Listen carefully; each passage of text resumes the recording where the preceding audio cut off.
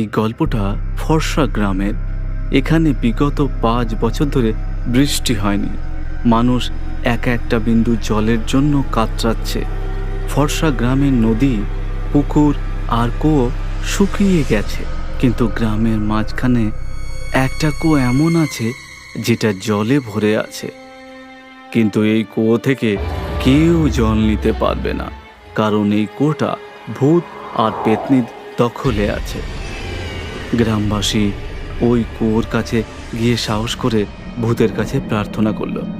হে কুয়োর ভূত, হে পেতনি, আমরা তোমাদের সাথে কথা বলতে এসেছি, দয়া করে আমাদের দেখা দাও। পেতনি আর ভূত কুয়ো থেকে বেরিয়ে ওপরে উঠে গেল। গ্রামবাসী পেতনি আর ভূতকে দেখে ভয় পেল, কিন্তু তাও ভয় লুকিয়ে ওদের সাথে কথা বলল। সারা গ্রাম জলের খোঁজে হন্যে হয়ে ঘুরছে, পশু পাখি তেষ্টায় মরে গেছে, এবার হলো মানুষের পালা।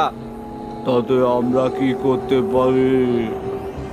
গ্রামে 5 বছর ধরে বৃষ্টি হয়নি, এর মানে তোমরা সবাই পাপী। গ্রামবাসীদের উপর দয়া করে আমাদের এই কুয়ো থেকে জল নিতে দাও। জল নিতে আমরা কবে বারণ করেছি, কিন্তু তার দাম দিতে হবে। গ্রামে যে কোনো একজনকে কুয়োতে ফেলে দিতে হবে। আমরা ওর মাংস খেয়ে রক্ত চুষে তোমাদের জল ভরতে দেব। যদি রাজি থাকো তাহলে কথা এগো, নইলে এইখান থেকে চলে যাও। গ্রামবাসী ভূতের সাথে কথা শুনে হতাশ হয়ে নিজের বাড়ি ফিরে গেল। ভূত আর পেতনি কুয়ো পাহারা দিতে লাগলো। গ্রামবাসী তান্ত্রিক বাবার সাথে দেখা করে নিজের সমস্যা বলল। তান্ত্রিক নিজের সিদ্ধির জিনিসপত্র নিয়ে ভুতুড়ে কুয়োর কাছে এলো।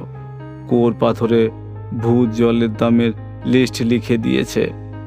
10,000 লিটার জলের বদলে একটা ছাগল বলি দিতে হবে। 1 লাখ লিটার বদলে একটা ষাঁড়, আর 10 লাখ লিটার জলের জন্য একটা মানুষকে বলি দিতে হবে। তান্ত্রিক বাবা সেখানকার মাটি উঠিয়ে মন্ত্র পড়ে সেখানে কুয়োতে ফেলে দিল। ভূত আর পেতনিরা হাসতে হাসতে